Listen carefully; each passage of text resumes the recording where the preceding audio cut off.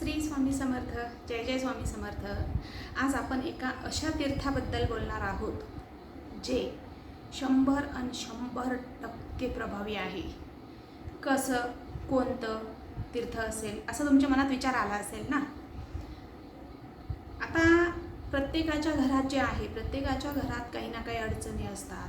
कुणाचं नवरा बायकोचं जमत नाही, कुणाच्या घरात भांडणं असतात, कुणाचे मुलं त्रास देतात, कुणाची आर्थिक परिस्थिती खराब होते. या सगळ्या गोष्टींनी माणूस असं वैतागून जातो, एकदम त्रासलेला असतो. कुठे जावं, काय करावं समजत नाही. मन असं उद्विग्न होऊन जातं. मग आपल्याला असं वाटतं, ह्या उपायाने फरक पडेल का, त्या उपायाने फरक पडेल का, हे केलं तर असं होईल का, ते केलं तर तसं होईल का.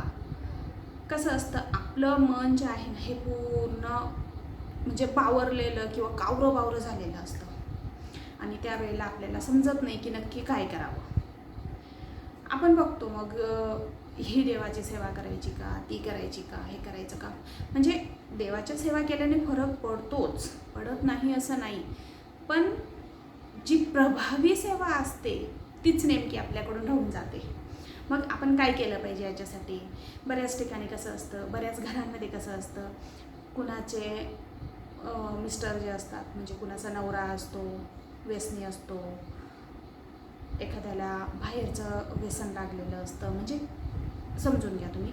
आणि एखाद्याच्या घरी मुलं असतात, जे मुलं ऐकत नाही, किरकिर करतात, त्रास देतात. मग अशा यांच्यावर म्हणजे अशा व्यक्तींवर किंवा माणसांवर काय उपाय करता येईल आपल्याला. मग त्यासाठी महाराजांची एक सेवा आहे. महाराजांनी जो मंत्र दिला आहे त्या मंत्राच्या आधारे आपण आपल्या जीवनातले प्रश्न जे आहेत हे आपण सोडवू शकतो. नाही ना विश्वास बसत, पण हे 100% खरं आहे.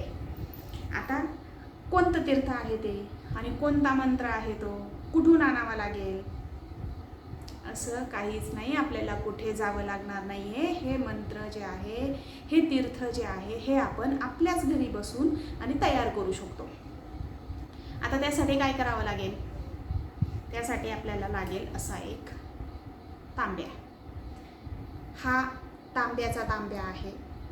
तुमच्याकडे असा नसेल काही हरकत नाही, स्टीलचा घ्या, स्टीलचा ग्लास घ्या. असाच असला पाहिजे गरजेचं नाही आहे, पण असेल तर ठीक आहे, चांगलंच आहे. ओके. मग आता याचं काय करायचं आपल्याला. आता आपण रोज स्वामींची सेवा करतो, त्यामध्ये आपण तारक मंत्र म्हणतो. तारक मंत्र सगळ्यांना माहितीच आहे. तर ह्या तारक मंत्राचं आपल्याला पाणी बनवायचं आहे. पाणी म्हणजे तीर्थ. तारक मंत्राची त्यावर आपल्याला तारक मंत्र आपल्याला त्यावर म्हणून आणि ते पाणी जे आहे हे आपल्याला सिद्ध करायचं आहे. आता ते सिद्ध कसं करायचं ते मी तुम्हाला सांगते. आपण देवपूजा करतो सकाळी. कुणी करत असेल, कुणी म्हणजे कुणाचे मिस्टर करतात, कुणाचे मुलं करून घेतात, काही लेडीजच करतात. असं नाही की तुम्हीच करणार असं नाही, कुणी पण करू शकतं घरातलं. तर मग त्यासाठी आपण काय करायचं आहे, तर 21 दिवसांची ही सेवा आहे. 21 दिवस असा तांब्या घ्या, त्या तांब्यामध्ये पाणी भरा. हे पाणी आपण देवपूजा करतो त्यावेळेला आपल्या देवघरात ठेवा. देवघरात ठेवल्यानंतर तुम्ही तुमची देवपूजा सगळी करून घ्या. धूप, दीप, अगरबत्ती तुम्ही लावणार ती लावून टाका. त्यानंतर आपल्याला काय करायचं आहे की ह्या कलशात जे पाणी तुम्ही घेणार, ह्या पाण्यावर तुम्हाला असा हात ठेवायचा आहे, उजवा हात ठेवायचा आहे. तुम्ही ते भले तुम्ही असं खाली जमिनीवर ठेवलं चालतंय, पण तुम्ही बसायला आसन घेणार. आसन हे तुम्हाला कंपल्सरी आहे. आसन म्हणजे बसकर. तुम्ही बसकर घ्या, बसकरवर बसा. यात पाणी घेणार. हे पाणी ह्या पाण्यात म्हणजे इथं पाणी भरणार आणि त्यावर असा हात ठेवायचा. असा हात ठेवून तुम्हाला 11 वेळा तारक मंत्राचं पठण करायचं आहे.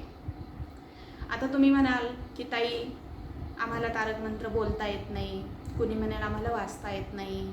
काही हरकत नाही, तुमच्या घरी लहान मुलं असतील त्यांना सांगा. तुमचे मिस्टर जर वाचून देत असतील त्यांना सांगा, नाहीतर कोणाची मदत घ्या. नाहीच काही, मोबाईलवर लावून टाका.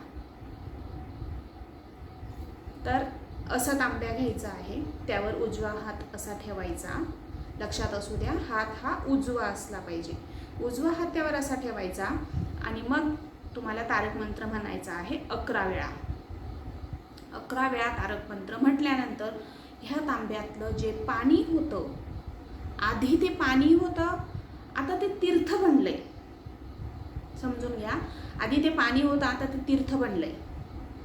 आता ह्या तीर्थाचं काय करायचं आहे, तुमचे मिस्टर असतील ज्यांचं तुमचं जमत नाही आहे, किंवा त्यांच्या वागण्यात जो काही बदल आहे, जो घरात ताणतणाव निर्माण करतो ते वागणं त्यांचं, किंवा मुलं आहेत ते मुलं तुमचं ऐकत नाही आहेत, तर मग हे पाणी बनवायचं, हे पाणी घ्यायचं, त्याचं तीर्थ बनवायचं आणि हे तीर्थ त्यांना प्यायला द्यायचं. आता तुम्ही म्हणणार, आता जे व्यक्ती असे बाहेर म्हणजे एवढे त्रास देणारे असतात, ते एवढे साधे सरळ तर नसतात की तुम्ही सांगितलं हे पाणी प्या ते पेणार, असं नाही होत. मग काय करायचं, हे पाणी जे आहे त्यांनी मागितलं तर त्यावेळी तुम्ही त्यांना नकळत हे पाणी देऊ शकतात. याच्यात काय करा, तुम्ही फक्त एक चिमूटभर, एकदम चिमूटभर जे तुम्ही धूप अगरबत्ती लावणार ना त्याची एवढीशी रक्षा तुम्ही त्याच्यात मिक्स करा. पण ती एवढीशीच करा, नाही तर कसं असतं ते सेंटेड असतात, त्यांचा वास येतो आणि हे एवढे हुशार असतात ना, यांना ते कळतं. ठीक आहे, त्यांनी म्हटलं की असं कोणी पण नॉर्मल म्हणतंच की आई पाणी दे गं, मिस्टर आले तर म्हणतात अगं पाणी दे गं, तर मग त्यावेळेला तुम्ही हे पाणी त्यांना देऊ शकता. पण तसं नसेल जमत तर काय करा, ह्या पाण्याला तुम्ही पिण्याचा पाण्याचा जो माठ असतो त्या माठात टाकून द्या. तसं पण तुम्हाला चालणार आहे. पण तुम्ही त्यांना देऊन टाकलं तर बेस्ट, नाही तर माठात पाणी टाकून द्या, ते पाणी सगळ्यांना होईल. म्हणजे असं नाही की ज्यांच्यासाठी केलं आहे त्यांनीच पिलं पाहिजे, असं काही नाही. घरात तुम्ही सगळ्यांनी प्या. हे तीर्थ प्राशन केल्याने तुमचे बाकीचे आजारांपासून पण तुम्हाला मुक्ती मिळते.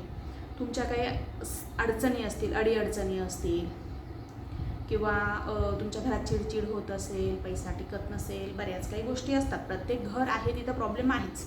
तर मग ह्या सगळ्यांसाठी हा एक उपाय आहे. हे तुम्ही नक्की करून बघा. 21 दिवस मनोभावे करा, विश्वास ठेवा, करून बघा. कारण हे करण्याला तुम्हाला काही पैसा लागणार नाही आहे, तुमचा खूप जास्त वेळ जातोय असातला काही भाग नाही आहे. रोजच्याच सेवेमध्ये तुम्हाला 5 मिनिट जास्त द्यायचे आहेत.